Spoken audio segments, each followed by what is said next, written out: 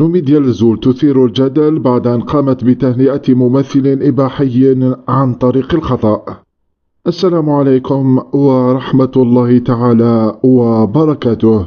لسوء الحظ قامت المؤثرة الجزائرية نوميديا الزول بنشر صورة لممثل إباحي شهير ظنا منها أنه متحصل على أكبر معدل بكالوريا في ولاية تيزي وزو، لتكتشف بعد ذلك أنه ليس له علاقة بالبكالوريا، وأصبحت في موقف محرج بسبب هذا التصرف، وتقوم فورا بعدها بحذف المنشور.